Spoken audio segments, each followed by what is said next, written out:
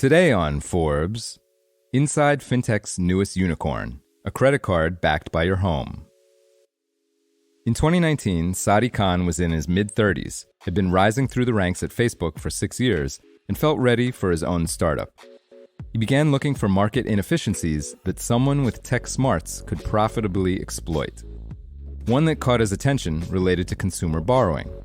For years, annual interest rates on credit card debt had been stubbornly high and rising, with the average now nearly 23%, or 14% over the current 8.5% prime lending rate. Meanwhile, the interest rate on home equity lines of credit, known as HELOCs, which treat a borrower's home as collateral, were averaging less than 1% above prime, according to data from Intercontinental Exchange. Why didn't more consumers tap into low-rate HELOCs instead of carrying high-rate credit card debt? A big reason, Khan concluded, was convenience.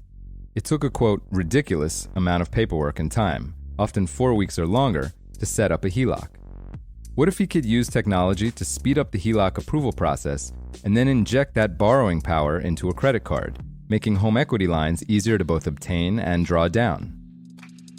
5 years on, after painstaking product development, Khan's brainchild, Aven, has 33,000 customers for its HELOC credit card and has issued $1.5 billion in credit lines. Revenue has more than tripled over the past year at the 53-person startup and is now running above $100 million on an annualized basis. Aven's home card is already available in 32 states, and Khan plans to reach all 50 by the end of this year.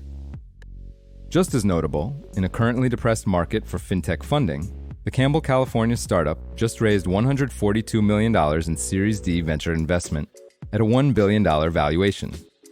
Backers in the funding round include big names: Khosla Ventures, General Catalyst, Caffeinated Capital, Electric Capital, Founders Fund, and the General Partnership. Along with dollars, Aven is attracting some outsized Silicon Valley hype. Billionaire venture capitalist Vinod Khosla, who first backed Aven during its second funding round in November 2020, says, quote, "I was an early investor in Square, Stripe, and Affirm. 5 years from now, I'll be saying Square, Stripe, Affirm, and Aven." While his startup isn't yet profitable, Khan says Aven is burning less than $5 million a month in cash and expects to be cash flow positive in about 6 months. Until now, Khan himself has never done a press interview about Aven. He says, quote, "Frankly, we were just very focused on building the product. We tried to stay heads down." But in conversations with Forbes, he opened up about his company's history and prospects and offered a spirited defense of why his novel product is good for borrowers, despite doubts by some consumer advocates who worry folks will be tempted to borrow and spend recklessly against their home equity, putting their houses at risk. Khan's main response to the consumer protection crowd is as follows. Aven caters to high-earning, responsible borrowers, with the typical customer having income above $100,000 and a so-called super prime FICO credit score north of 720. In return for putting their equity in homes on the line, these customers are getting lower interest rates and convenience. Aven's current rate, which fluctuates based on the federal fund's overnight interest rate, ranges from 7.99% to 15.49%.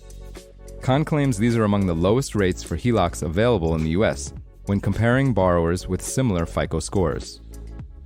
Khan insists his customers don't typically use the card for gas and groceries, but for home improvement projects, debt consolidation, or big expenses like kids' summer camp.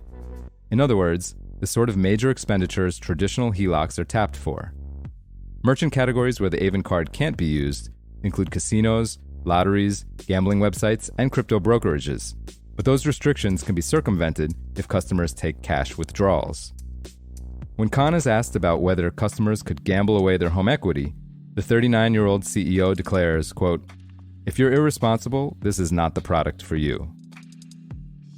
For full coverage, check out Jeff Coughlin's piece on Forbes.com.